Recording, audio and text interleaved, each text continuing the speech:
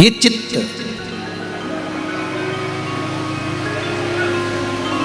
एक बात बहुत ध्यान से सुनना। कई लोग कहते हैं गुरुजी हमारा बहुत कठिन समय चल रहा है, बहुत दुख का समय चल रहा है, बहुत तकलीफ का समय चल रहा है। गुरुजी हमारा बहुत कठिन समय चल रहा है, बहुत दुख का समय, बहुत कठिन समय।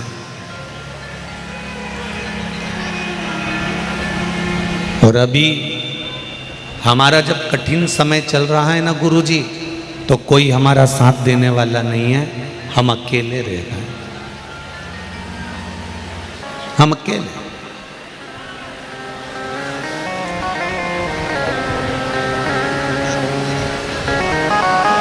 एक बात अच्छे से समझ लो,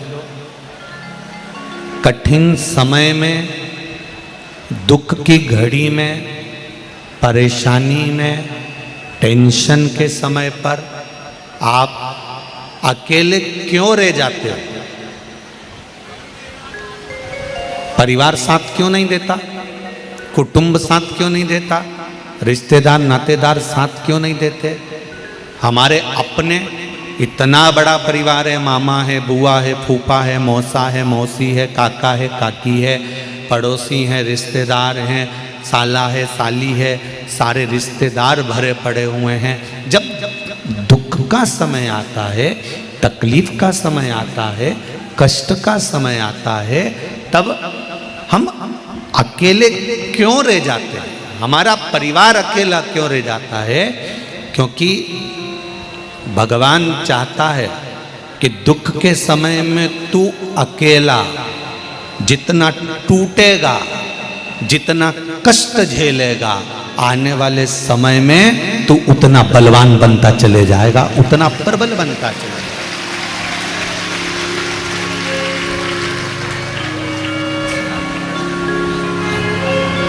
कुम्हार मिट्टी को लेकर आता है, कुम्हार मिट्टी लेकर आया, उसको लातों से खूब रौंदा, खूब।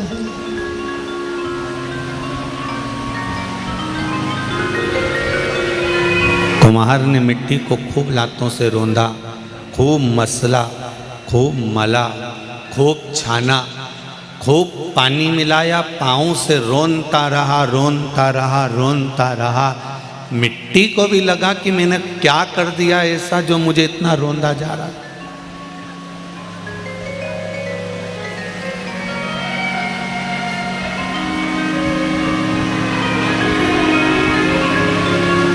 ऐसा मैंने करा क्या? कुम्हार मिट्टी से कहता है कि तू घबराना नहीं, मैं तुझे खोद कर लेकर आया हूं, तुझे पटक कर रखा है, पानी डालकर गला दिया, पाँव से तुझे कूच दिया, बहुत मला गया है मिट्टी, तू घबराना मती, तू रोना मती। आज जितना तुझे दुख दिया जा रहा है, आज तुझे जितना तकलीफ दिया जा रहा है, आज तुझे जितना कष्ट दिया जा रहा है, उस कष्ट को तू परमात्मा का नाम लेकर सहती रहना। अगर तूने सह लिया तो चिंता मत करना, मैं मिट्टी का बर्तन बनाकर, तेरी इस मिट्टी की कोई कीमत नहीं है, पर मैं इसका बर्तन बनाकर 100 रुपए में इस कीमत लगाकर बेच सकता हूं। अगर तूने दुख सह लिया तो तुझे मैं कीमती बना सकता हूं। परमात्मा भी यही कहता है, हमारा भगवान भी यही कहता है कि संसार में आए हो, मृत्यु लोक में आए हो, 2 कारणों से मनुष्य की देह मिलती है। एक कष्ट को भोगने के लिए, जो पूर्व में कर्म किया उस कर्म को भोगने के लिए, और दूसरा भगवान का भजन करने के लिए, दूसरा भगवान का भजन। मत बुरे कर्म कर बंदे, वरना पछताएगा, भगवान की आंखों से तू बच नहीं पाए। शंभू शंभू देश कम कर दे बाबू। बच नहीं पाएगा। अरे ओ अज्ञानी मत करना नादानी, तेरे कर्म का फल भी तू ही पाएगा। जैसा किया तूने तेरे आगे आएगा। मत बुरे कर्म कर बंदे, मत बुरे कर्म कर बंदे, वरना पछताएगा। भगवान की आँखों से तू बच नहीं पाएगा। तो बच नहीं पाएगा। महाराज, हमारे कर्म को हमको भोगना है, हमारे दुख को हमको भोगना है, हमारे कष्ट को हमको भोगना है। जितना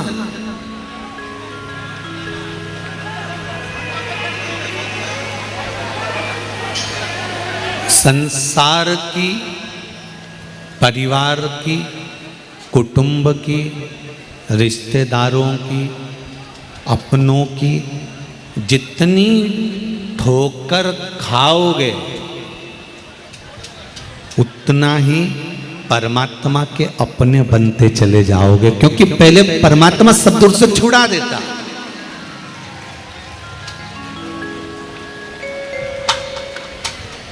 पहले भगवान हर जगह से तुम्हें छुड़ा देगा, भगवान हर जगह से तुम्हें अलग कर देगा।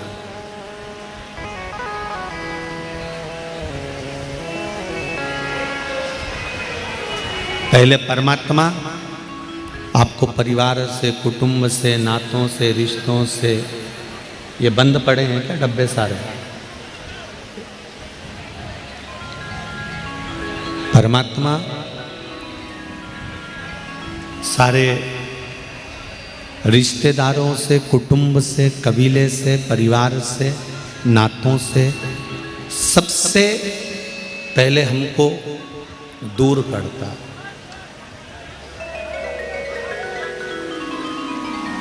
और सबसे दूर करने के बाद में फिर परमात्मा अपने करीब में लेकर जाता, फिर अपने पास में लेकर जाता। देखिए,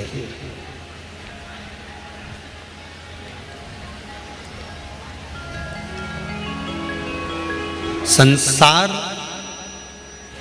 बंधन में बांध रहा है और भगवान बंधन से मुक्त कर रहा है। संसार बंधन में बांधने का प्रयास कर रहा है और भगवान बंधन से मुक्त करने का प्रयास कर रहा है।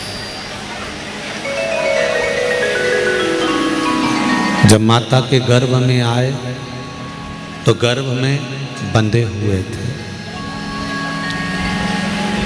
बड़े हुए तो कर्तव्य में बंधे हुए थे, फिर और अवस्था बढ़ती गई तो आसक्ति में बंधे हुए थे, और बड़े हुए तो लेन देन में बंध गए, इससे लेना है, इसको देना है, इन सब बंधनों में हमारा बंधन बनते चले गए। फिर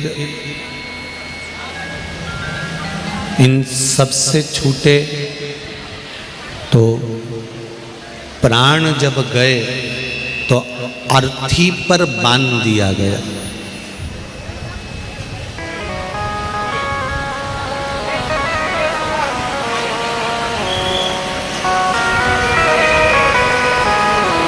माता के गर्भ से जो बंधन चालू हुआ है, माता के गर्भ से जो बंधना चालू हुए, तो मरते दम तक, आखिरी के समय तक भी अर्थी पर भी बांध कर भेजा गया है कि तुम बंधन से मुक्त नहीं हुए।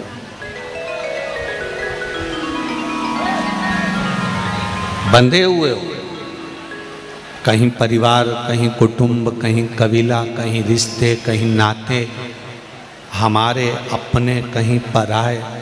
इन सब बंधनों में हमको बांध दिया गया, इन सब बंधनों में हमको बांध दिया। ये सारे बंधन हमारे बंधे हुए हैं। और इन बंधनों में बंधे रहने के साथ शिव महापुराण की कथा कहती है, भगवान की कथा कहती है, ये सब बंधन अपनी जगह पर बंधे हुए हैं, परंतु इन बंधनों से मुक्त होते जाने का एक कार्य है, और वो है श्री शिवाय नमस्तुभ्यं। श्री शिवाय नमस्तुभ्यं। श्री शिवाय नमस्तुभ्यं।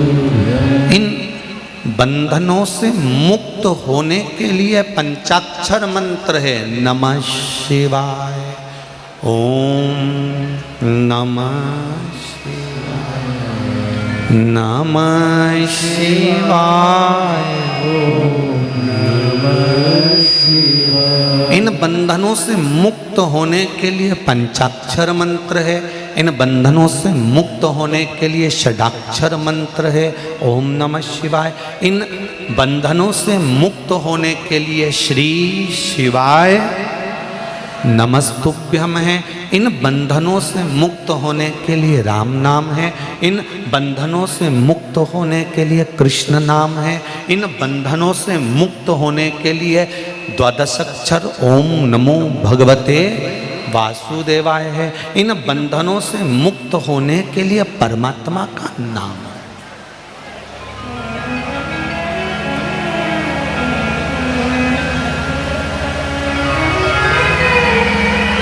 और एक बात अच्छे से अपने ध्यान में रख लो, 84 लाख के बंधन से भी छूटने के लिए तुलसीदास जी कहते हैं कलयुग केवल नाम आधारा। 84 लाख के बंधन से छूटने के लिए भगवान का नाम मूल है, परमात्मा का नाम।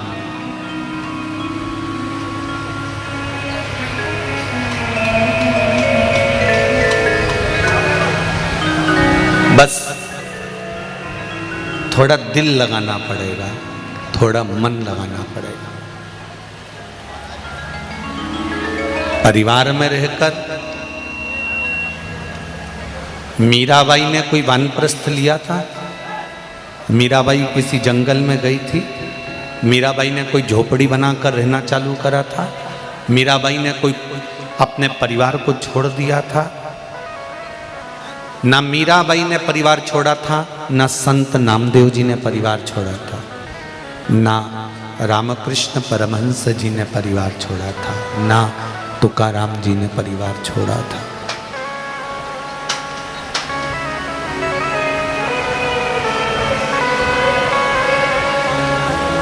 भारत भूमि के जितने संत, नामदेव जी, तुकाराम जी, रामकृष्ण परमहंस जी, चैतन्य महाप्रभु जी, श्रीमद् वल्लभाचार्य जी, श्रीमद् निम्बाकाचार्य जी, जितने भी भारत की भूमि के विद्वान जो भारत की भूमि के कबीरदास जी, रविदास जी,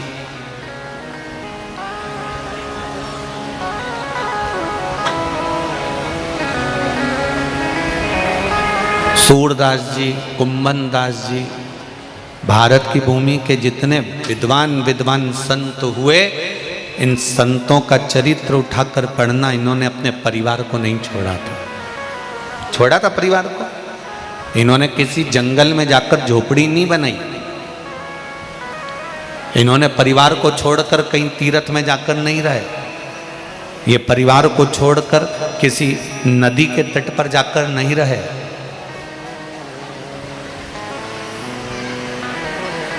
परिवार के साथ रहकर भगवान की भक्ति में डूबे रहे। सबसे बड़ा आश्रम होता है गृहस्थ आश्रम। कौन सा आश्रम है? गृहस्थ आश्रम। परिवार में रहो, कुटुंब में रहो, रिश्तेदारों में रहो और भगवान कहते हैं इन सब के बीच में रहकर मेरा भजन करते रहो तो मैं तुम्हें जल्दी से जल्दी स्वीकार कर लूंगा। परिवार में रहकर भजन,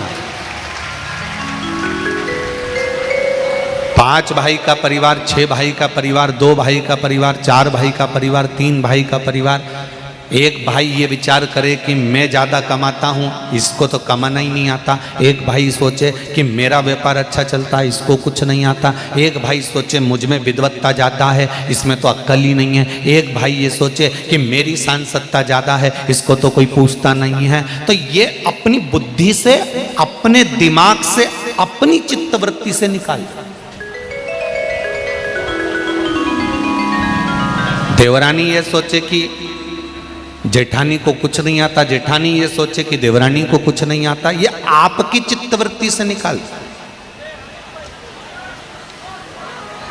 5 बैल, 5 नंदी, 5 बैल एक साथ रहते थे, जंगल में घूमते थे। शेर ने कई बार आक्रमण करा, शेर कई बार आक्रमण करा, पर बैल 5 एक साथ झूम जाते थे तो शेर भग जाता था।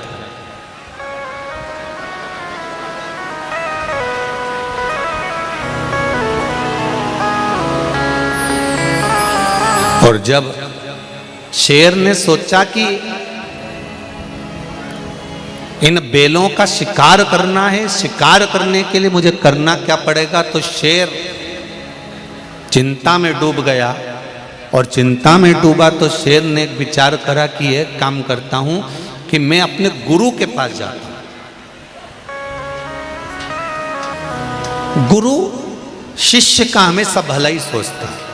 तो गुरु से कहा, गुरु ये बताओ कि मुझे 5 बैल हैं और बैल में तो इतनी दम नहीं होती कि शेर से ज्यादा दम हो, पर शेर कह रहा है कि मैं जब जब बैल पर अपना शिकार करता हूं, इसको अपना खाने के लिए दौड़ता हूं, तो ये 5 मेरे को भगा देते हैं। इन 5 बैल का मुझे शिकार करना है तो क्या करना पड़ेगा।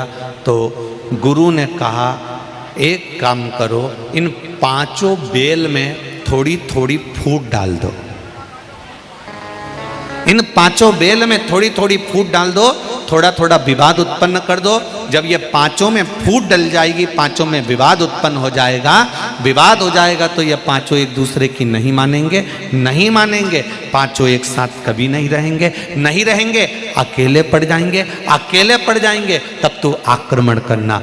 शेर ने वही करा, 5 बैलों में फूट डाल दी और 5 बैल अलग अलग हो गए। शेर ने पहले एक का शिकार करा तो चारों ने विचार करा अपने को क्या करना। शेर ने दूसरे का शिकार करा, तीनों ने सोचा अपने को क्या करना।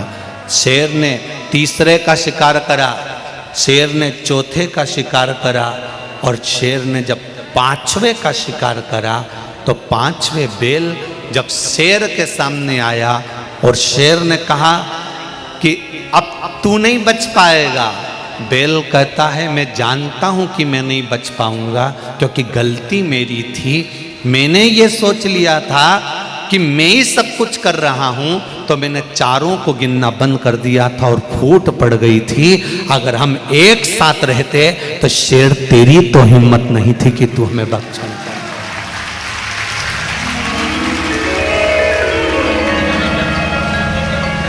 यही की यही प्रसंग राम कथा में भी आता है।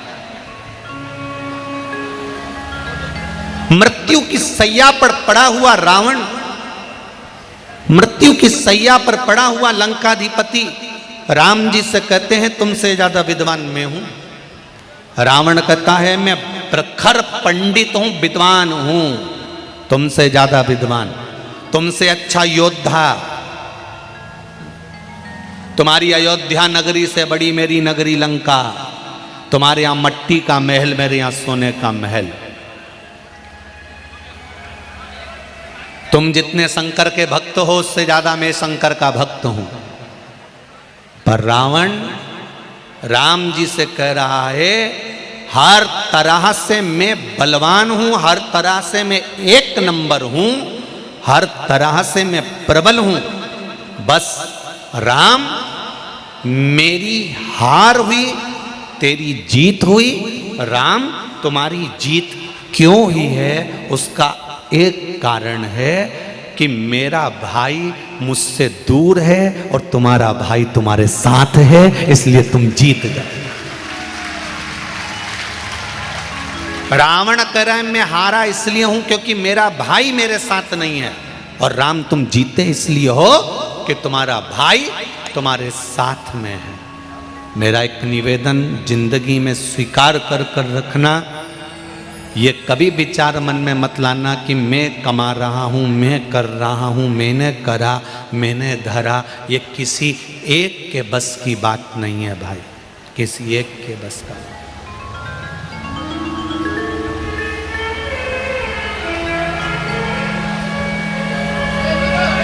किसी एक के बस का ये भाव नहीं। लाखों लोग भाटापारा में आए हैं, आप जरा बाहर पांव रख के तो देखो। पैदल चलने के लिए कथा स्थल से 6 किलोमीटर इधर चले जाओ, 6, 7, 8 किलोमीटर इधर चले जाओ, पैदल चलने के लिए भी पांव रखने की जगह नहीं है। इतने लोग इस भाटापारा की भूमि पर आए हैं, जरा विचार। ये किसी एक की सामर्थ्यता नहीं है। शर्मा परिवार ये ना सोचे कि मैं कर रहा हूं या मेरी सामर्थ्यता के अनुसार या मैंने व्यवस्था करी है। यह अंदाजा निकाल दो, और तुम भी ये अंदाजा निकाल दो कि तुम कथा सुनने के लिए आए हो। और प्रदीप मिश्रा पंडित जी भी अंदाजा निकाल दे कि प्रदीप मिश्रा कथा कर रहा है। कथा शंकर कर रहा है, शंकर करा रहा है और शंकर सुन रहा है। किसी की सामर्थ्यता नहीं, किसी की सामर्थ्यता नहीं। जो शिव कथा बाच दे, शिव कथा सुन ले और शिव कथा करवा ले, ये सामर्थ्यता नहीं है हमारी। ये तो मैं धन्यवाद दूंगा ऐसे घर की बेटी इनके परिवार में आई और उसके मन में ये शंकर का कथा का भाव आया और उसने इस कथा का संकल्प लिया। अपने ससुर जी से कहा, पति से कहा, देवर जेठ से कहा, देवरानी जेठानी से कहा, काका ससुर सबसे कहा, तब जाकर ये कथा सबके दिल में आकर बैठी और सब एकजुट हुए, तब जाकर ये शिव महापुराण की कथा हुई। सामर्थ्यता नहीं किसी की।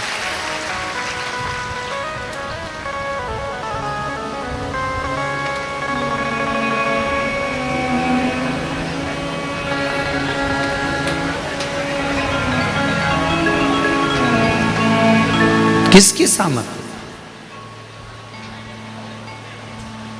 किसी का बल नहीं है। अभी ये कथा तो कल विराम हो जाएगी। 15 अगस्त से 21 अगस्त तक महाराष्ट्र के परली बैजनाथ में दोपहर में 1 बजे से 4 बजे तक शिव महापुराण चालू हो जाएगी। परली बैजनाथ भगवान शिव का धाम। छत्तीसगढ़ वालों को यह कथा मिली थी, अब महाराष्ट्र वालों को मिली। और कितना परली बैजनाथ में भी कथा की तैयारियां अपार चल रही है। सोमानी जी हमको फ़ोन लगाकर बोले, आशीष जी को बोले, बहुत तैयारी चल रही है, बहुत हमने खूब व्यवस्था करी है। तो हमने आशीष से कहा, आशीष एक फ़ोन सोमानी जी को भी लगाकर कह दो कि अब तो कह दिया कि हमने बहुत व्यवस्था करी है, अब मत कहना, अब ये कहना व्यवस्था बाबा ने करी है, तुम्हारी सामर्थ्यता नहीं।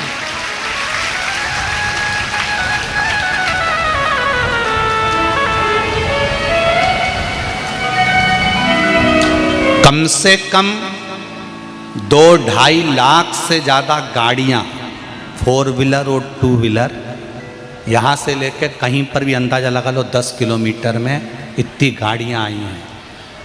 2 व्हीलर चलाने वाले भी कई ऐसे हैं जिनको चलाने ही नहीं आती तो भी लेके आ गए। 4 व्हीलर चलाने वाले भी कई ऐसे हैं जिनको नहीं आती तो भी लेकर आ गए।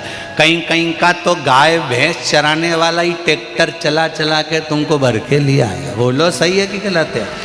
जब तुम्हारा स्टेयरिंग जो चला रहा है उसको ही नहीं मालूम कि मुझे पूरी आती कि नहीं आती, तो भी वो गाड़ी चलाकर तुमको भाटापारा तक ले आया, तो वो स्टेयरिंग गाड़ी का हैंडल वो नहीं चला रहा है। गाड़ी का स्टेयरिंग और हैंडल तो मेरा शंकर घेर कर लाया है, तो तुम यहां पहुंचे हो। कितनी शांति, शीतलता, कितना प्रेम, कितनी वात्सल्यता, कितनी करुणा है। छत्तीसगढ़ वालों, तुम्हारा प्रेम तो देखो। जितने लोग यहां बैठे हैं इन सबको किसी रिश्तेदार के घर की शादी में ले जाओ, जरा ऐसा उपद्रव मचाएंगे कि बापड़े के सिर के बाल बेची आए। लाओ साहब समोसा लाओ, बैठने की व्यवस्था करो। छोरी ब्यारा ऐसी व्यवस्था करी, किसी के शादी में पार्टी में जरा लेकर तो जाओ। इनको वीआईपी व्यवस्था चाहिए, खाने के लिए दमदार चाहिए, सब पूछे, हाजरी बजाए, जी हजूर करें। और यहाँ भगवान के चरण में बैठकर कथा सुन रहे हैं तो धीरे से कहते कहीं पे भी बिठा दो, कहीं पे भी बिठा दो, कहीं पे भी बिठा दो, बस थोड़ी सी जगह दे दो, कहीं पे भी बिठा दो। भगवान की शरण में किसी वीआईपी पार्टी में लेकर जाओ ने बापड़ान का टपरा बिचवा देंगे। साहब एक बार ले जाओ इनको शादी में। जितना सीवर वाला महाराज यहाँ कथा करे और ये शंकर जी की कथा में जितने आए नहीं, इनको एक बार कहीं की शादी में ले जाओ, ये सबका टपरा बिचवा के आ जाए। अच्छी बिछात करो, गादी यहाँ लगाओ, तकिया यहाँ लगाओ, लेने आओ, स्टेशन पर आओ, हमको छोड़ने जाओ, ये करो, चाय लाओ, कॉफ़ी लाओ, दूध लाओ। पर यहाँ आप किसी रिश्तेदार के यहाँ नहीं आए हो, आप देव अधिदेव महादेव के यहाँ आए हो, तो वो संभाल रहा, वो संभाल रहा। उसके सिवाय किसी की सामर्थ्यता नहीं कि वो कर सके।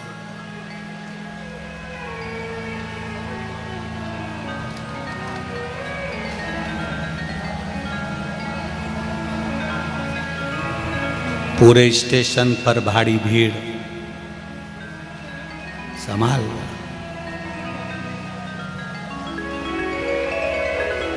वो संभाल, बस उसकी कृपा। कबऊ चूके ना कोई तेरा काम रे, भजले गोरापति को। हम जब उसका स्मरण करते हैं, हम जब उसकी भक्ति करते हैं, हम जब उसका भजन करते हैं, हम जब उसका कीर्तन करते हैं, हम जब उसका मंत्र जाप करते हैं, हम जब उसका स्मरण करते हैं, तो वो संभालता है।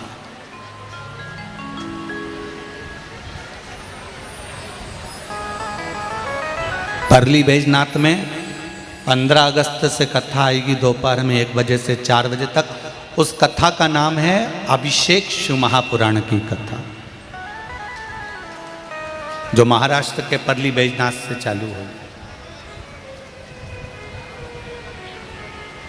पूरे बैजनाथ के संपूर्ण सनातन भाई बहनों को, चाहे वो ब्राह्मण हो, क्षत्रिय हो, वैश्य हो, शूद्र हो, सब उस सेवा में लगो और अपने जीवन को सार्थक बनाओ। बड़ी मुश्किल से कोई तुम्हारे दरवाजे पर आता है, बड़ी मुश्किल से।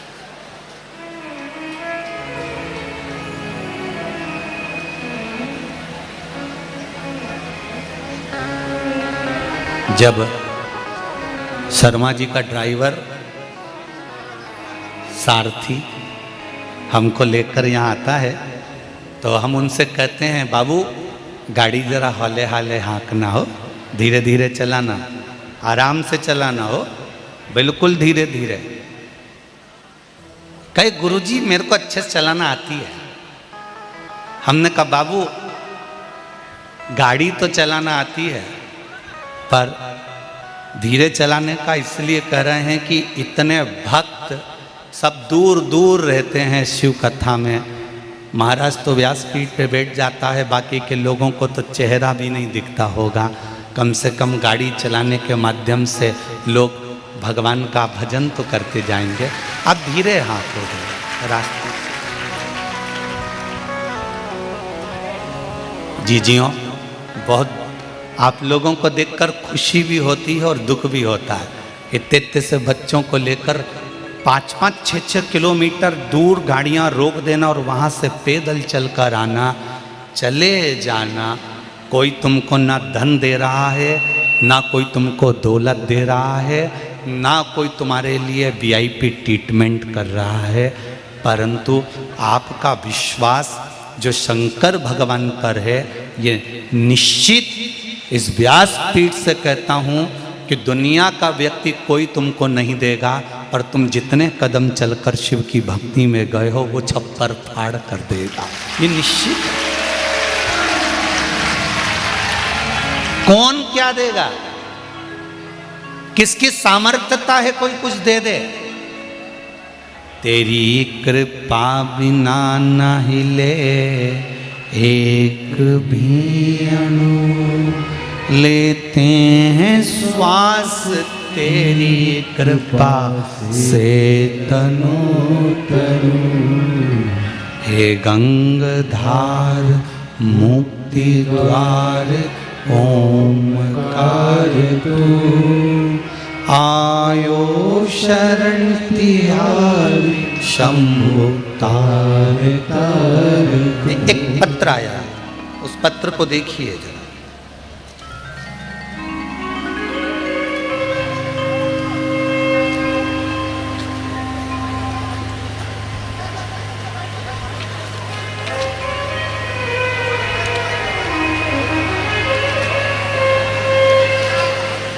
शंभो शरण पड़ी मारो घड़ी घड़ी दुख काटो, दया करी दर्शन आपो। मेरा नाम नीतू ठाकुर है। मैं चक्कर भाटा बिलासपुर से हूँ। कहीं बैठी हैं नीतू जी ठाकुर, कहीं बैठी हो तो हाथ हिलाइएगा। आप ही हैं? हर हर महादेव। मेरे माता पिता दोनों नहीं हैं, हम लोग 2 भाई 2 बहन हैं। दोनों बहनों की शादी हो चुकी थी गुरुजी। माँ बाप के जाने के बाद हम लोग बेसहारा से हो गए। भाई की शादी को लेकर हम दोनों बहनों में बहुत परेशानी थी, टेंशन था। 10 से 12 साल से लड़की ढूंढ रहे थे। हर किसी रिश्तेदारों से, जान पहचान वालों से भी कहा कि शादी करना है, कोई छोरी बताओ। हम लोग आज छोड़ चुके थे कि भाई की शादी अब होगी।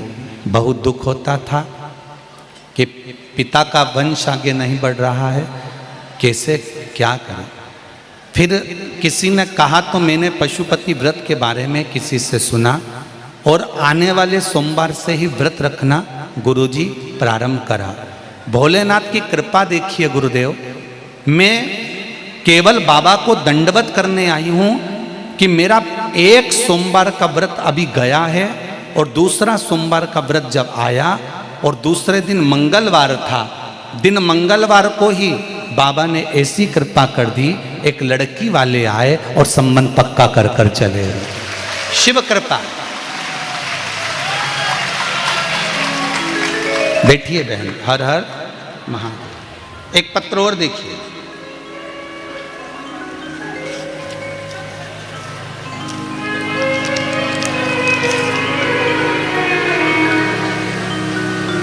प्रमोद जी लुणकर आकोला से पत्र भेजे हैं, कोरियर के द्वारा इनका पत्र आया है। आप टीवी के माध्यम से प्रमोद जी देख रहे हो तो आपका पत्र प्राप्त हो गया। मैं प्रमोद जी लोणाकर, महिवर खेड़ा, जिला ओकाल, अकोला, महाराष्ट्र में मेरा पूरा परिवार कथा सुनता है। मेरे परिवार में 2 बेटे व 2 बेटियां हैं और माँ हैं। हम दोनों हैं। 9/4/2021 को मेरे परिवार को कोरोना हो गया था। मैं माँ बेटी मुझे बड़े प्राइवेट अस्पताल में भर्ती करा दिए थे। बाकी के सब लोग घर पर ठीक हो गए थे। मेरी नाजुक हालत थी। बाबा की भक्ति के कारण, श्री शिवाय नमस्तुभ्यम के कारण मैं ठीक हो गया हूँ। भगवान का सहारा है गुरुदेव। आपके बताए अनुकूल हमने शिव महापुराण की कथा सुनना और जल चढ़ाना शुरू किया।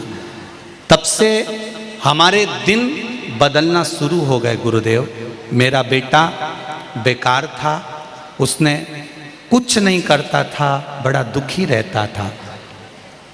पशुपति नाथ का व्रत किया, उसकी किस्मत का दरवाजा शिवजी ने खोल दिया। अभी वह अहमदाबाद में वर्कशॉप चला रहा है और उसको 1 मिनट की फुर्सत नहीं मिलती, इतना बाबा ने हाथ पकड़ रखा है। भोले बाबा कुबेर भंडारी की कृपा देखिए गुरुदेव। मुझे 2 बेटियां हैं और एक ग्रेजुएट होकर ड्रेस डिजाइनर का कोर्स कर रही है, दूसरी भी मेरी बेटी पढ़ रही है। बाबा की कृपा से बहुत दुखी थे, खाने के भी लाले पड़े हुए थे, पर बाबा ने जब से हाथ पकड़ा है तब से छोड़ा नहीं। शिव जी ने संभाल लिया। ये शिव है। एक पत्र और देख लीजिए।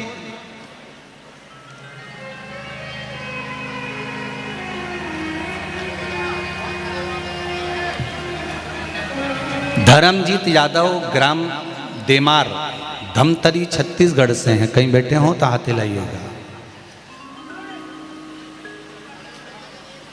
धर्मजीत यादव, ग्राम देमार, छत्तीसगढ़। भोले बाबा की कृपा का क्या बखान करूं गुरुदेव। मेरी माँ के सीने के अंदर बचपन से एक गांठ था, जो बैसाख के महीने से शिवलिंग में 1 लोटा जल चढ़ाकर उस जल को पीना शुरू किया और 1 बेलपत्र शिवलिंग पर चढ़ाकर खाना शुरू किया। 3 माह में सीने की जो गांठ थी वो ठीक हो गई है। शिव पुराण में सुनी थी, भाव भगवान में चढ़ा हुआ बेलपत्र भगवान से मांगकर संजीवनी बूटी की तरह लीजिए, शरीर के रोगों को दूर करता है गुरुदेव। मेरे माँ के सीने में जो गांठ थी, डॉक्टर उसको दूसरी गठान बता रहे थे, पर आज वो गांठ समाप्त हो गई, गांठ नहीं बची। ये शिव है। तेरी कृपा बिना ना हिले एक भी अणु, लेते हैं सांस तेरी कृपा से तनो तनो। एक पत्र और देख लीजिए, बड़ा सुंदर। नेहा साहू, माता का नाम है, पिता का नाम है तिलवेश्वर साहू, पुत्री का नाम है टीसा साहू। आपकी शिष्या कहीं बैठी हो तो हाथ हिलाइएगा। मैं नेहा साहू, चिकलीपारा, जिला राजनांदगांव से हूँ। मेरी बेटी 2 महीने की थी, तब उसके गले में गांठ हो गया था। तब डॉक्टरों ने ऑपरेशन करने का कहा। ऑपरेशन के कुछ साल बाद फिर उसी जगह पर एक गांठ हो गया। तब मैंने होम्योपैथिक दवाई करना प्रारंभ करा, आराम नहीं लगा, परंतु गांठ ठीक नहीं हुआ। तब मेरी मौसी ने शिव पुराण कथा के बारे में बताया।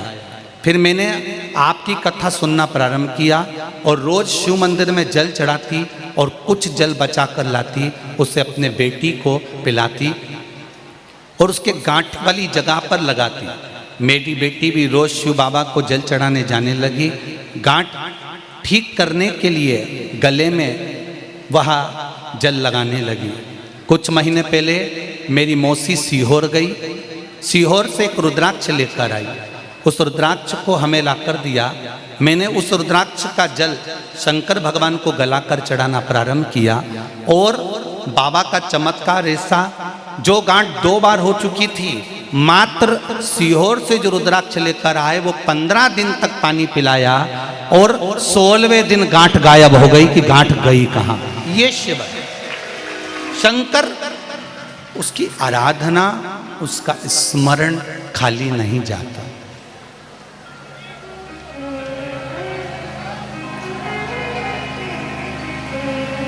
जिसने कथा दिल से सुनी है, चाहे वो आस्था चैनल पर सुन रहे हो, फेसबुक यूट्यूब पर सुन रहे हो, चाहे इस भाटापारा की भूमि पर कहीं पर बैठकर सुन रहे हो। हम जानते हैं पंडाल में जगह नहीं तो आप लोग दुकानों के अंदर बैठे होगे, दुकानों में जगह नहीं होगी तो रोडों पर बैठे होगे, रोडों पर जगह नहीं तो खेत में बैठे होगे। अगर फोटो मिलेंगे कैमरे वाले जाकर अगर आस्था वाले लाएंगे तो आपको दिखाएंगे जरूर। हम जानते हैं बहुत जगह जगह पर बैठकर आप कथा सुन रहे होगे, पर आस्था के सामने सुन लो, चाहे फेसबुक यूट्यूब पर सुनो, चाहे भाटापारा की इस भूमि पर कहीं पर बैठकर कथा सुन रहे हो और दिल से सुनी, दिखावे से नहीं। शिव महापुराण की कथा दिखावे के लिए नहीं होती, शिव महापुराण की कथा किसी के दिखावे से नहीं होती। अगर दिल से सुन रहे हो, दिल से सुनी है तो मेरा बाबा दिल से देगा भी, ये निश्चित है, निश्चित।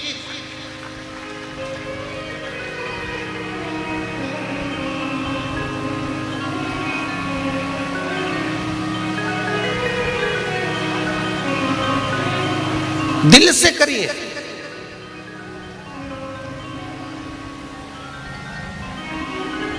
और धन्यवाद भाटापारा के लोगों को जिन्होंने दिल से सेवा भी करी है। मेरे राम जी महाराज अश्वमेध यज्ञ कर रहे थे, मेरे राम जी महाराज यज्ञ प्रारंभ करा तो राम जी महाराज के गुरुजी ने कहा अश्वमेध यज्ञ करना है राम। राम जी ने कहा जी गुरुजी जरूर। राम यज्ञ प्रारंभ हो उससे पहले मैं चाहता हूं राम तुम जाओ और पूरी अयोध्या से भिक्षा मांग कर लाओ। राम पूरी अयोध्या से भिक्षा मांग कर लाओ। राम जी कहते हैं गुरुजी मैं अयोध्या का राजा हूं, मेरे पास में ढेरों संपदा है, अवधपुरी का राज्य मेरा है, मेरे पास करोड़ों का धन है गुरुजी, और एक यज्ञ करने के लिए मुझे अयोध्या से दान मांगना पड़ेगा, भिक्षा मांगना पड़ेगी। गुरुजी मैं भिक्षा के लिए जाऊं अच्छा लगेगा? गुरुजी ने कहा तुम अवध के राजा हो, हमारा कहना मानो, अयोध्या से भिक्षा मांग कर ला। गुरुदेव मेरे पास इतना धन तो मैं अकेला नहीं कर सकता इस यज्ञ को। गुरुजी ने कहा राजन भिक्षा इसलिए मंगवाई जा रही है कि यज्ञ करते करते तुमको यह अभिमान ना आ जाए कि मैं कर रहा हूं, मेरे बराबर कोई नहीं कर सकता, तो करा धरा सारा यज्ञ खंडित हो जाएगा, उसका पुण्य समाप्त, उसका बल समाप्त, जो इतनी मेहनत करी वो मेहनत समाप्त हो जाएगी। इसलिए अयोध्या के घर घर में जाकर भिक्षा मांग कर लाओ। मेरे राम झोली पसार कर जब भिक्षा लेकर आए तब गुरुजी ने कहा अब राम भले उसमें एक चावल का दाना किसी का लग गया है, यज्ञ तुम करोगे उसका फल 1000 गुना तुम्हें प्राप्त होगा, उसके फल की प्राप्ति तुम्हें होगी। कोई इसी अभिमान में मत रहना कि कथा स्मरण सत्संग भजन मंदिर देवालय हम कर रहे हैं। मंदिर में शंकर जी के अगर श्रृंगार भी तुम कर रहे हो तो शंकर करा रहा है। शिव मंदिर में 1 लोटा जल तुम चढ़ा रहे हो, शंकर चढ़वा रहा है। कथा तुम सुन रहे हो, शंकर सुना रहा है। उसको धन्यवाद देना, तूने मेरे पाँव शरीर अच्छा रखा इसलिए मैं कथा तक पहुंच गई। कहीं कहीं की हवा लग जाती, लकवे जैसा पलंग पर पड़ा रहता तो क्या कथा सुन पाता? अरे बोलो तो, शरीर अच्छा उसने रखा इसलिए कथा में पहुंच गए। उसने दिया इसलिए तुमने दान कर दिया, पुण्य कर दिया, कथा श्रवण कर ली। उसने इस लायक बनाया तो हमने कथा कह दी। सामर्थ्यता नहीं किसी की कि कोई कर सके। उससे निवेदन करना, तेरा ही दिया मैंने खाया पिया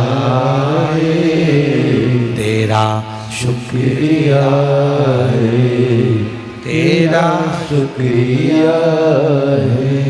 मुझे भोले बाबा ने बहुत दे दिया है, तेरा शुक्रिया है, तेरा शुक्रिया है। हर पल धन्यवाद, हर घड़ी उसको साधुवाद दो। यहाँ से जाते जाते शर्मा परिवार को भी धन्यवाद देकर जाना कि भैया बड़ा कोई पवित्र जीव तुम्हारे घर में आ गया, उसके कारण शिव महापुराण की कथा भाटापारा में हो गई। धन्यवाद देकर जाना, साधुवाद देकर जाना। और जो तुमको गाड़ी चलाकर यहां तक लेकर आया है, उसकी भी पीठ थपथपा करके ना, वारे छोरा गजब करा जो मुझे तू कथा सुनाने ले गया, धन्यवाद है तेरे को, बड़ी कृपा करी जो तूने कथा सुनवा दी। 2 कदम में शंकर के दरवाजे पहुंच तो गई, 2 कदम चलकर उस भूमि तक तो पहुंच गए। तेरे मंदिर में आना मेरा काम है और मेरी बिगड़ी बनाना तेरा काम है। हम उसकी चौखट तक पहुंच गए, आगे उसकी मर्जी है, वो कैसे संभाले, किस तरह से रखे, ये उसके ऊपर, ये उसके ऊपर। मन में विश्वास लेकर शंकर के मंदिर जाना, जैसे उस माता ने शंकर भगवान पर जल चढ़ाया, वो जल लाकर गठान वाली जगह पर लगाया तो बाबा ने सुना तो विश्वास तो जागृत हुआ। और मेरी माताओं, मेरे भाई, मेरे बच्चों, मेरी बहनों, बेटियों, बेटाओं, आप सबसे एक निवेदन है, तुम्हारा काम होए ना होए, शंकर तुम्हारी सुने ना सुने, 3 महीने में तुम्हारी मुराद पूर्ण हो ना हो, पर शंकर का मंदिर मत छोड़ना, उसका दरवाजा मत छोड़ना, जाते रहना। आज नहीं हुआ तो कल जरूर होगा, होगा जरूर, निश्चित। मत छोड़ो। एक गाय, एक गौमाता से सीखो।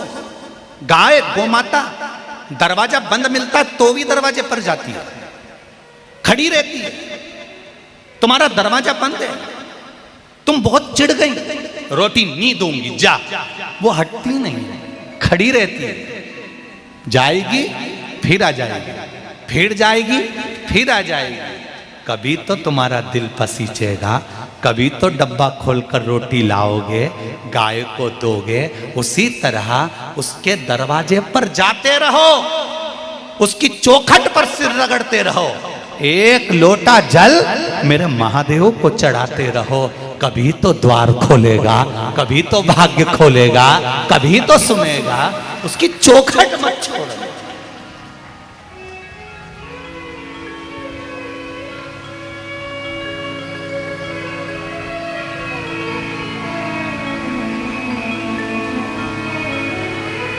बदलना मती दरवाजा, द्वार, उसकी चौखट पर जाते रहो, उसके दरवाजे जाते रहो। ये नहीं करना कि 4 दिन की चांदनी फिर अंधेरी रात।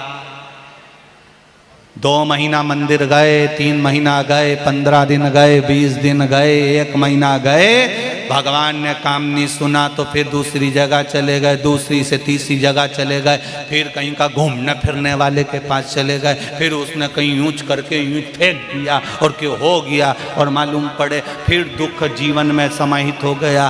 कहीं नहीं रखा। ब्रह्मा ब्रह्म लोक में रहते हैं, भगवान विष्णु वैकुंठ लोक में रहते हैं, मेरा देवादिदेव महादेव मृत्यु लोक में रहता है। शंकर भगवान के चरण पकड़ कर रखना। पड़ोसन को कितनी भी चाय पिला दो, वो प्रॉपर्टी नहीं देगी। पड़ोसन को कितना भी प्रणाम कर लो वो अंगूठी नहीं देगी। पड़ोसन को, मौसी सास को, मामा ससुर को, कितने ही रिश्तेदारों को कितना भी प्रणाम कर लो, कोई अपनी जायदाद या गाड़ी या बंगला या प्रॉपर्टी नहीं देगा।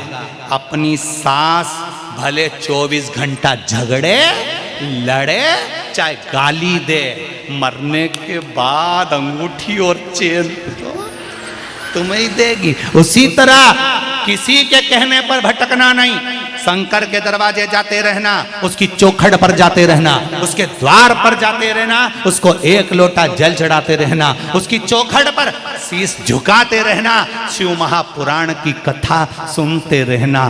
कभी तो कृपा करेगा, कभी तो भाग्य का दरवाजा खोलेगा। भटकना नहीं। भले कुछ भी हो, सास सास होती है, उसी तरह देव अधिदेव महादेव होता है। वो छोड़ेगा नहीं, देगा जरूर, निश्चित है वो झोली भर कर भेजेगा।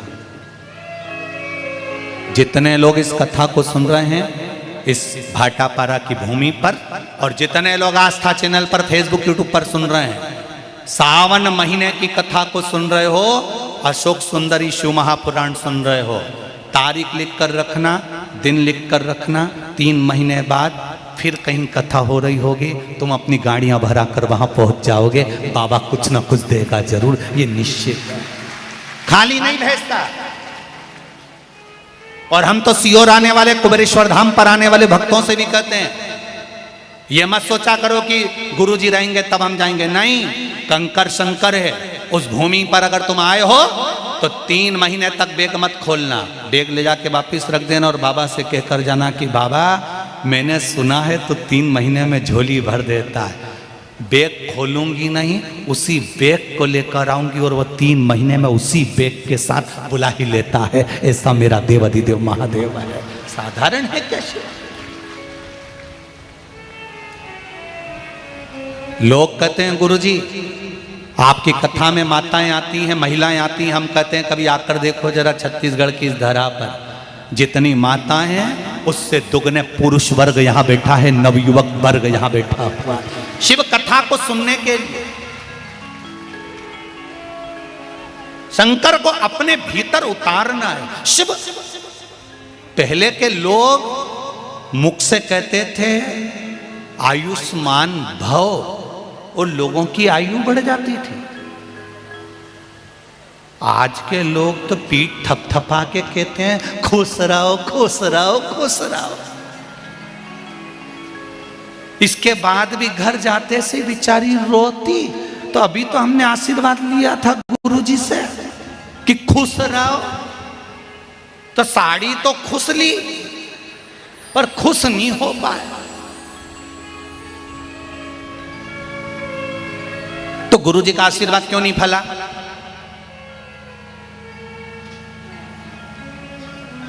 कारण क्या है? क्योंकि गुरुजी ने आशीर्वाद तो दिया खुश रहो, पर जो लेने वाला था ना वो सही नहीं था। दूध वाला दूध अपने बर्तन में देता है, बर्तन भी तो अंदर से साफ होना चाहिए, नहीं तो दूध वाला दूध दे के गया, तुमने चूल्हा पे धरा ने फट ही गया। बोलो सही है कि गलत? वो दूध तो फट गया। आशीर्वाद देने वाले ने आशीर्वाद दिया, शिव महापुराण सुनाने वाले ने शिव महापुराण की कथा सुनाई, व्यासपीठ पर बैठकर कथा का वाचन कर दिया। हमने तो कह दिया कि शंकर पर 1 लोटा जल चढ़ाओ संकट हटेगा, हमने तो कह दिया बेलपत्री चढ़ाओ शिव सुनेगा, 1 चावल का दाना चढ़ाओ शंकर सुनेगा। पर तुम अपने दिल को कितना साफ कर कर, कितना विश्वास कर कर शंकर भगवान की आराधना कर रहे हो। भगवान की आराधना जो विश्वास कर कर करता है तभी तो भगवान मिलता है। एक गुरुजी ने अपने चेले से कहा, जब जब कोई गिरता है उसको भगवान गोदी में झेल लेता है। चेले ने सुना भगवान गोदी में झेलता है, तो चेला ने सोचा आज गिर के देख लेता हूं।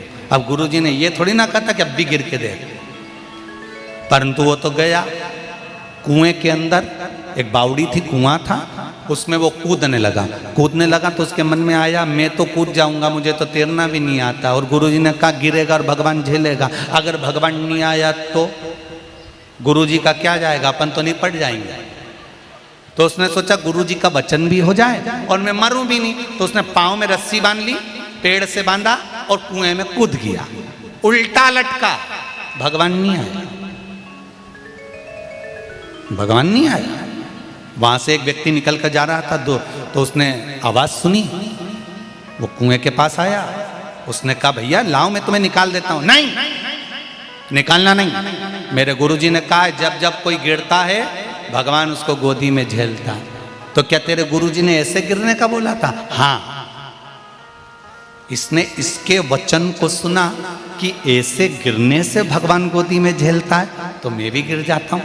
उसके पास में रस्सी नहीं थी, बड़ के पेड़ की डालियां तोड़कर लाया, उसको पांव से बांधा, लटक गया कुएं में। इसकी रस्सी मजबूत थी, नहीं टूटी, इसकी बड़ की डालियां कमजोर थी, टूट गई। टूटते से जैसे नीचे गिरा, देव अधिदेव महादेव ने इसको गोदी में झेल लिया,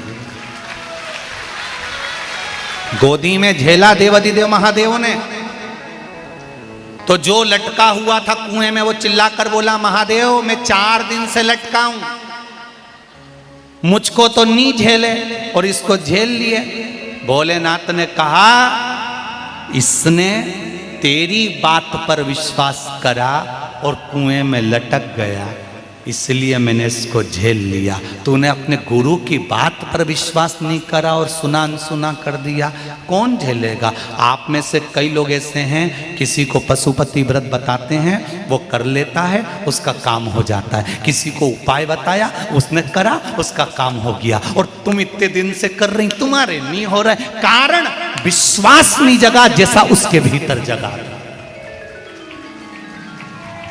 वो विश्वास कहां से लाओगे? वो भरोसा कहां से लाओगे? वो दृढ़ता कहां से लाओगे? उस भरोसे को, उस विश्वास को हमारे भीतर प्रकट करना। आप टीवी के सामने कथा सुन रहे हो, आस्था चैनल पर कथा सुन रहे हो, मोबाइल पर कथा सुन रहे हो, मेरा निवेदन है जितने लोग कथा सुन रहे हैं आज बाबा से विनती करो कि मेरा ये कामना है बाबा पूर्ण करना। भरोसे के साथ करना और भरोसे के साथ एक लोटा पानी चढ़ाना, भरोसे के साथ एक बेलपत्र चढ़ाना, भरोसे के साथ एक चावल का दाना चढ़ाना, विश्वास रखकर कहना बाबा तेरे भरोसे पर जी रही हूं, मेरी औकात नहीं है दाता, बहुत दुखी हूं, तू संभाल ले बाबा। मेरी नौकरी नहीं, मेरा धंधा नहीं, मेरा व्यापार नहीं, बच्चे नहीं, कहीं ये तकलीफ कहीं वो तकलीफ, उससे कहो तो, दिल से उससे बोलो तो सुनेगा। ये मत सोचो कि टीवी के सामने सुनेगा ना सुनेगा, ये मोबाइल पर सुनेगा कि नहीं सुनेगा। जब आप दिल से बोलते हो तो दिल से सुनता है।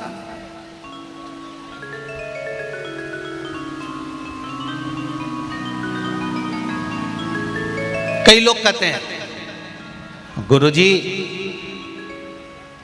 ये जो भैया आए हैं ना, इनको बहुत तरह की भाषा आती है गुरुजी, बड़े विद्वान हैं, इनको बहुत तरह की भाषा आती है, ये बड़े विद्वान हैं। जब ये बोलते हैं तो सब इनको एक टक लगाकर सुनते हैं, इनको बहुत तरह की भाषा आती है। तो हमने भी हाथ जोड़कर कहा भैया आपको बहुत तरह की भाषा आती है, एक भाषा ऐसी बता दो जिस भाषा से मेरा देव अधिदेव महादेव मेरी सुन ले, वो समझ जाए। दुनिया को प्रसन्न करने की भाषा तो हमको आती है, पर महादेव को प्रसन्न करने की भाषा नहीं आती। महादेव को प्रसन्न करने के लिए हमको किसी भाषा की जरूरत नहीं पड़ती। महादेव को प्रसन्न करने के लिए केवल एक लोटा जल, वो भी दिल से चढ़ा दो, वो प्रसन्न हो जाता है। वो भाषा से नहीं, दिल की सुनते, दिल की, उसको भाषा से मतलब ही नहीं है।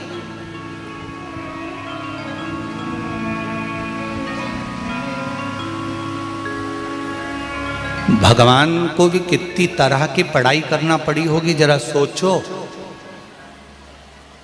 तमिल में रहने वाले तमिल भाषा में बोलते हैं, गुजरात में रहने वाले गुजराती बोलते हैं, छत्तीसगढ़ में रहने वाला छत्तीसगढ़ी बोलता है, कर्नाटक में बोलने वाला कर्नाटक की बोलता है, झारखंड का व्यक्ति झारखंड की भाषा बोलता है, गुवाहाटी का, उत्तराखंड का, यूपी का। कितनी भाषा लोग बोलते हैं और सब अपनी अपनी भाषा में भगवान को पुकारते हैं। तो क्या भगवान सुनता है कि नहीं सुनता? सुनता है ना। उसने भी तो पढ़ाई कर रखी होगी, और वो पढ़ाई कौन सी है? भाषा की पढ़ाई नहीं करी। एक चींटी भी छोटी सी चलती है ना, और उस चींटी को भी अगर दर्द होता है तो वो अपनी भाषा में पुकारती है। हाथी का पांव मगर ने पकड़ा, हाथी ने पुकारा तो भी वो दौड़ कर आया। हाथी की भाषा भी उसने पढ़ी थी, मछली की भाषा भी उसने पढ़ी थी। चीटा, झिंगूर, इल्ली, काकरोच, कुत्ता, जानवर, जीव, सबकी भाषा वो समझता है। किसी ने पूछा भगवान कितने लोगों की भाषा जानता है? भगवान कितनों की भाषा जानता है? भगवान किसी की भाषा नहीं जानता। भगवान तो केवल एक बात जानता है कि तेरा दिल दुखा और वो सामने आकर प्रकट हो गया। तूने दिल से पुकारा, वो प्रकट हो गया। वो दिल देखता है, हम चेहरा देखते हैं, वो मन देखता है, वो हृदय देखता है। हम चेहरा देखते,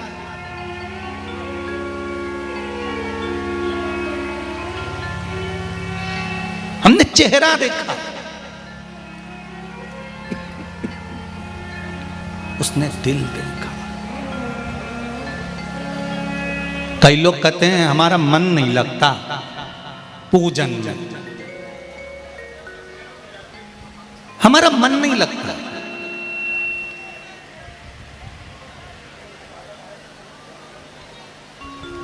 अच्छा एक बात बताओ, कभी किसी ने तुम्हारे हाथ में चावल दिया, जल दिया, रुपया दिया और फिर बोले नाम बोलो, गोत्र बोलो और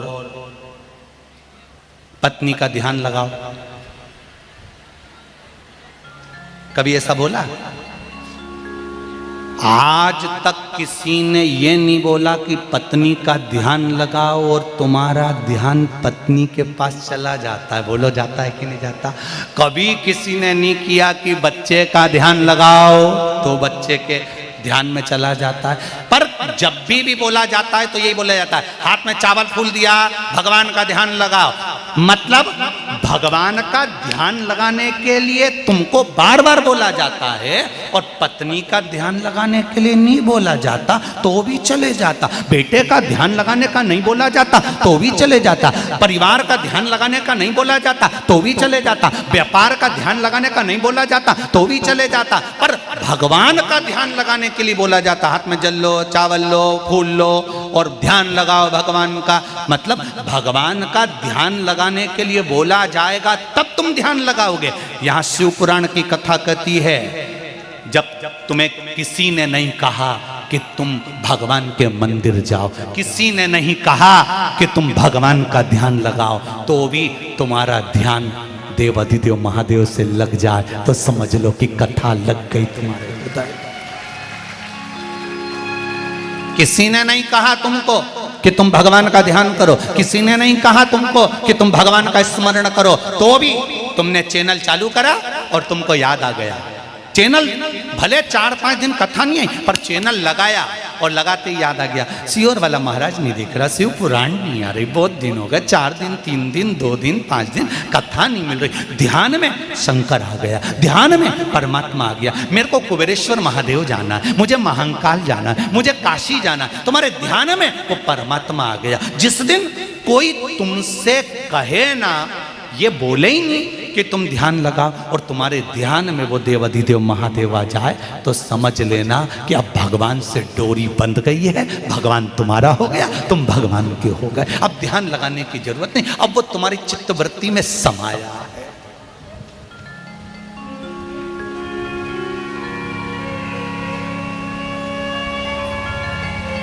पत्नी का ध्यान लगाने का नहीं बोला जाता तो भी ध्यान में आ जाती है। बेटों का ध्यान लगाने का नहीं बोला जाता तो भी ध्यान में आ जाता है। काम का ध्यान लगाने का नहीं बोला जाता तो भी काम याद आ जाता है। उसी तरह बिना ध्यान लगाए परमात्मा मिल जाए तो समझ लो कि वो ध्यान लगाने की जरूरत नहीं है, वो मिल रहा, प्राप्त मिल रहा, उसकी प्राप्ति है। और वो चित्त, आनंद, वृत्ति, सुख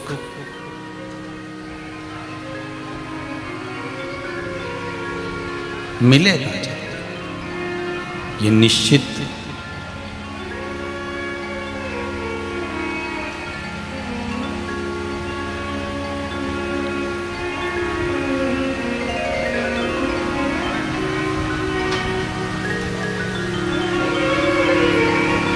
जब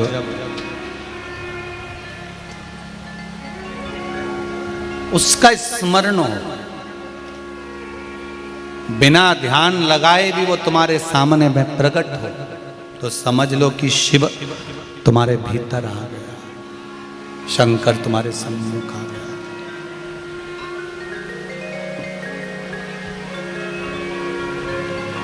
मिल गया।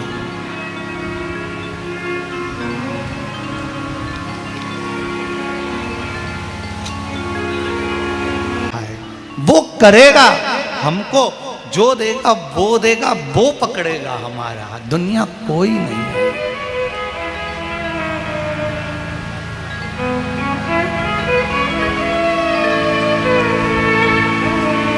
जब कोई नहीं आता भोला बाबा आता है।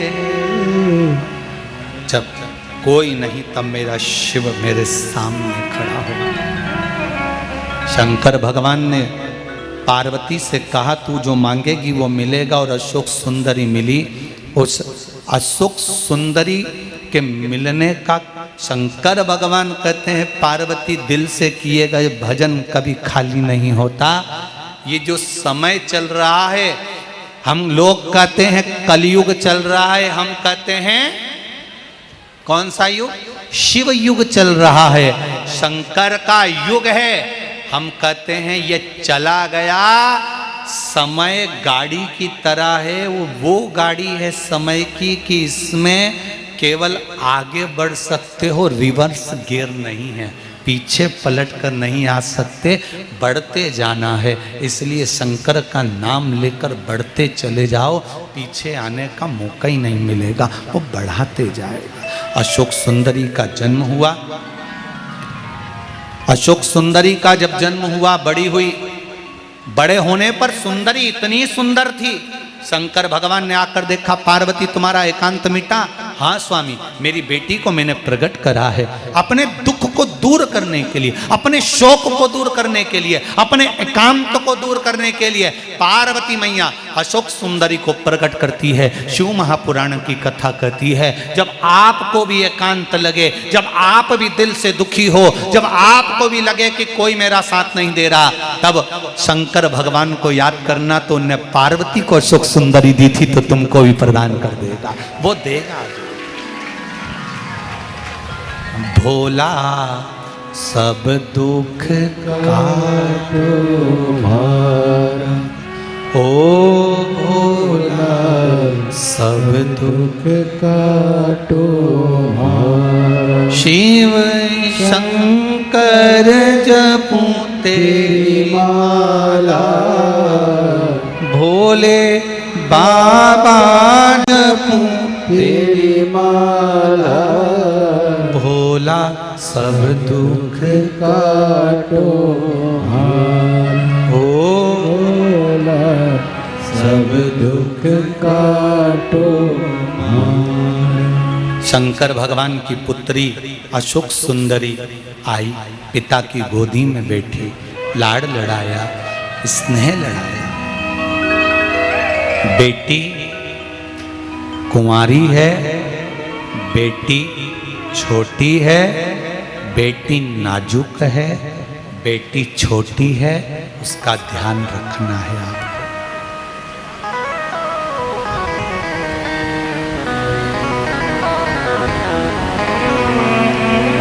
देख कर दीजिए, गाय, बेटी और लक्ष्मी 50 बार विचार करना तब किसी को देना। पैसा हर किसी भिखारी के कटोरे में मत डाल देना। वो भिखारी लेकर गया, वो भिक्षुक लेकर गया और मदिरा पान में लगा दिया, मांसाहार में लगा दिया, जुए में लगा दिया। पैसा गलत जगह जाता है तो देने वाले को रोना पड़ता है। गाय किसी ऐसे को मत दे देना कि वो पंडित जी ले गए हमारे ससुर के नाम से, सास के नाम से। पंडित जी की यहाँ खुद बांधने की जगह नहीं थी। जब तक गाय ने दूध दिया बांध कर रखी, जब दूध देना बंद कर दी, उठाया दूसरी जगह बेच दी। बेचते बेचते वो कसाई के हाथ पहुंच गई। गाय जब कटी तो बद्दुआ उसको दी जिसने संकल्प छोड़ा था। लक्ष्मी, पैसा 50 बार सोचो कि सही जगह लग रहा है नहीं लग रहा है, कहीं गलत जगह तो नहीं जा रहा, कहीं गलत जगह तो नहीं पहुंच रहा। हम तो आपसे भी कहेंगे, जो लोग कुबेरेश्वर धाम के लिए दान दे रहे हैं, अन्नदान के लिए दान दे रहे हैं, कमरे निर्माण के लिए दान दे रहे हैं, उनसे भी निवेदन है, एक बार अपनी आंखों से आकर देखना कुबेरेश्वर धाम में कि तुम्हारा धन सही जगह लग रहा है कि नहीं लग रहा। तब तुम्हारे मन को संतुष्टि होगी कि हमने दिया तो सही जगह दिया। एक बार आकर देखो तो सही कि कहीं सियोर वाला महाराज व्यासपीठ से वर्णन कर रहा हो, एक बार जाकर तो देखो। महाराज तो यहां, तुम जाओ वहां कि लोग भोजन कर रहे कि नहीं कर रहे, प्रतिदिन भंडारा भोजन चल रहा है कि नहीं चल रहा है, हजारों लोग प्रतिदिन पा रहे कि नहीं पा रहे, आपका हृदय संतुष्ट है कि नहीं। गाय देने से पहले विचार करो सही जगह जा रही नहीं जा रही। बेटी को देने से पहले विचार करो। कन्यादान करने से पहले लड़के का घर देखो, परिवार देखो, कुटुंब देखो, कबीला देखो, किसके साथ बेटी ब्याह रहे हो। खाने पीने में तो नहीं है, सही जगह तो है, संगत में तो है। धन देखो, दौलत देखो, ये सब बाद में देखना। पहले देखना कि लड़का सनातनी है कि नहीं है, धर्मात्मा है कि नहीं, भगवान को मानने वाला है कि नहीं। नहीं तो मालूम पड़े दूसरे धर्म में बेटियां चली जाए, बाद में थोड़े दिन रोती प्यार झलकाता, उसके बाद में मालूम पड़े काट के कहां पटकाता, बेटियों का ही पता नहीं पड़ता। छत्तीसगढ़ के कई जंगली क्षेत्रों में बेटियों के भी सौदे हो रहे हैं। मेरा करबद्ध निवेदन है बापों से, अपनी बेटियों को संभाल कर दीजिए, सही जगह पर बेटी का कन्यादान करिए, सही जगह पर करिए, अच्छी जगह पर बेटी को ब्याहो, देख कर दो। अगर बेटी की बद्दुआ लग गई तो जिंदगी भर रोगे। लक्ष्मी, गाय और बेटी 50 बार विचार कर दो कि सही जगह दी ना दी। 50 बार विचार करना। शंकर भगवान विचार कर रहे हैं, अशोक सुंदरी को किसको दूं, किसको प्रदान करूं। देवादिदेव महादेव को भी सोचना पड़ा बेटी को ब्याहने से पहले। आप भी 50 बार विचार करिए कि कन्या की शादी किसके साथ करना है, बेटी को किसके साथ ब्याहना है। बहुत बड़ा बंगला देखा, गाड़ी देखी, खूब सारा व्यापार देखा, मालूम पड़ा लड़का ऐसा कि दिन भर टन मिला। तो क्या मतलब देने से, क्या मतलब देने से।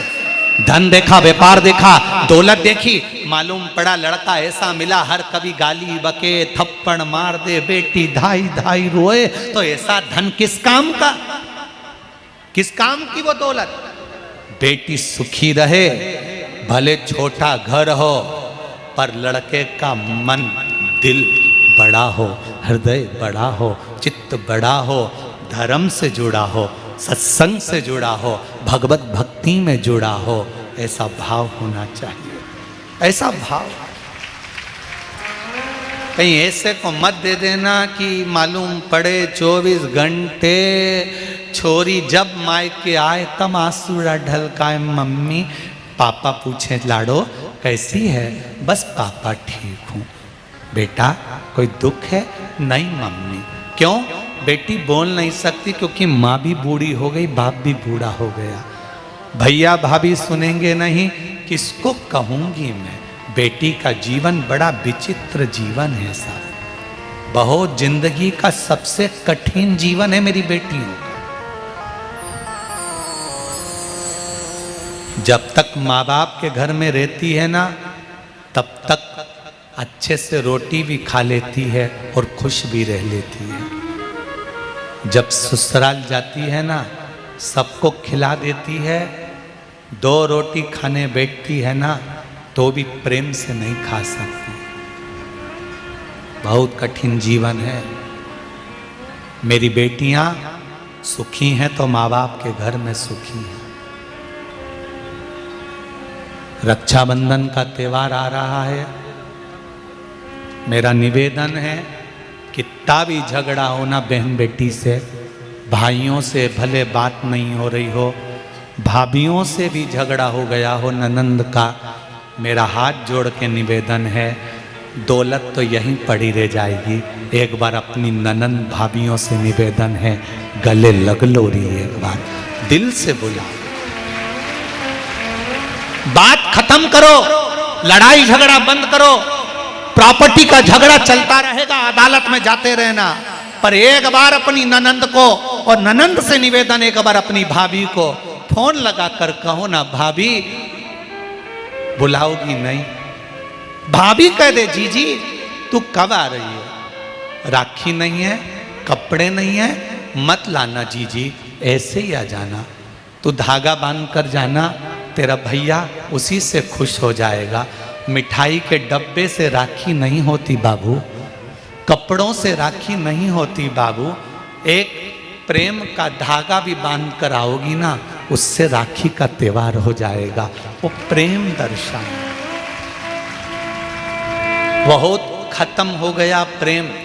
त्योहार लेन और देन में फंस गए। भाभी देगी तो हम जाएंगे, ननंद भतीजों के लिए लाएगी तो हम जाएंगे, मिठाई कितनी लाई है, बैग भर कर सामान लाई कि नहीं लाई, भाभी ने साड़ी दिलाई कि नहीं दिलाई। एक एक हिंदू धर्म का त्योहार लोगों ने केवल लेन और देन में उलझा कर रख दिया। लेन देन से दूर हो जाओ भाई, प्रेम देना चालू कर दो, समर्पण चालू कर दो, संबंध वापिस बनाना चालू कर दो। ये रिश्ते नहीं मिल पाएंगे, ये सब समाप्त होते चले जा रहे हैं। दौलत ने समाप्त कर दिया, धन ने समाप्त कर दिया, पैसों ने बर्बाद कर दिया, मिठाई के डब्बों ने बर्बाद कर दिया।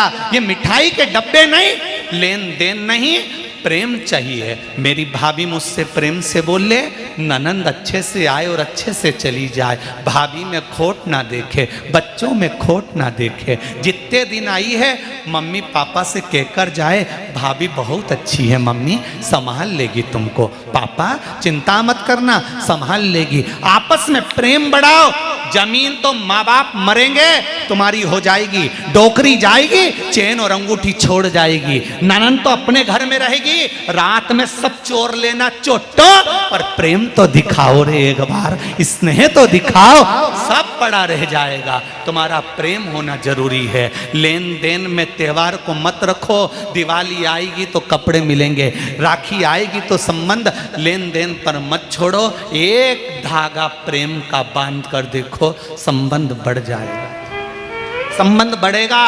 अशोक सुंदरी ने गणेश जी के हाथ में करोड़ों की राखी नहीं बांधी थी। अशोक सुंदरी ने कार्तिक के हाथ में करोड़ों की राखी नहीं बांधी थी। कोई मिठाई का डब्बा लेकर नहीं जाती थी। गणेश, रिद्धि, सिद्धि, जितनी भी कार्तिक आदि मिलते थे, अशोक सुंदरी केवल एक प्रेम का धागा लेकर जाती थी और वो बांध कर आती थी। इसलिए आज भी भगवान को तुम्हारी 50 और 100 की राखी नहीं, भगवान को वो हाथ में लच्छा बनता है, 1 रुपया अठन्नी चवन्नी का, तोड़ो और बांध दो। द्रौपदी ने साड़ी का चीर बांधा था, उसने लेन देन नहीं देखा। संबंधों को लेन देन पर मत लाओ। पत्रिका भी आज के जमाने में उसी को दी जाती है जो 500 का लिफाफा देता है। अच्छे हैं, अच्छे तरह से पत्रिका देना जाना पड़ेगी। खास हैं तो पति और पत्नी को पत्रिका देना जाना पड़ेगी। कोई गरीबड़ा है तो नौकर के हाथ पत्रिका पहुंचा दी। अरे चुल्लू भर पानी में डूब मरो रे। संबंधों को धन से मत तोलो, संबंधों को प्रेम से तोलो रे, दूसरी बार जन्म नहीं मिलने वाला। ना जाने कुत्ता बनकर पैदा हो जाओगे, बिच्छू बनकर पैदा हो जाओगे। अगर नोच नोच कर मरोगे, बिच्छू अपने बच्चों को जन्म देता है, वो हजारों बच्चे बिच्छू के ऊपर चढ़ जाते हैं और अपनी मां को नोच नोच कर खाते हैं। जो पैसों से संबंध रखते हो तो अगला जन्म तुम्हारा बिच्छू का होगा। ध्यान रखना, जितने कथा सुन रहे हो, नोच नोच कर खाएंगे। पैसों से संबंध मत रखो, प्रेम से संबंध रखो, व्यवहार अच्छा रखो। किसी से नी बने मत बनाओ, निवेदन है। अच्छों का साथ नहीं दे सकते मत दो। अगर अच्छे काम में हाथ नहीं अड़ा सकते तो पाँव मत अड़ाओ, नहीं तो जिंदगी भर के लिए विकलांग हो जाओ। अच्छे काम में हाथ अड़ाकर काम करो, अच्छे काम में पाँव मत अड़ाओ कि ये बेकार कर दिया, वो बुरा कर दिया, ये अच्छा कर दिया, वो फलाना कर दिया। अच्छा करने का विचार करो। प्रेम जितना, ननन कितनी भी बुरी हो, भाभी कितनी भी बुरी हो, तो भी कह दो भाभी आओ, ननन से कहो जीजी आओ, राखी का त्यौहार है, सियोर वाला महाराज बोला है, फिर जन्म मिले ना मिले प्रेम की मिठाई खाएंगे जीजी। नहीं है घर में धन, आटा सेक कर हलवा बनाएंगे, उसको खाएंगे जीजी। तू आ तो सरी। 11 तारीख को राखी है, रक्षाबंधन का त्यौहार दिल से मनाएंगे। दुनिया लोग भटकते रह जाएंगे। 12 को मनाओ, 11 को मनाओ, 13 को मनाओ, 14 को मनाओ, 15 को मनाओ। तुम्हारा मन पड़े जिस दिन धागा प्रेम का ले जाना और बांधियाना, उस दिन राखी का त्यौहार हो जाएगा। आप दिल से मनाओ, प्रेम से मनाओ, स्नेह से मनाओ। ये मौका फिर नहीं मिलेगा। दिल से मनाओ, स्नेह से। शंकर भगवान ने अपनी बेटी अशोक सुंदरी का विवाह राजा नहुष के साथ कर दिया। अशोक सुंदरी का विवाह होता है।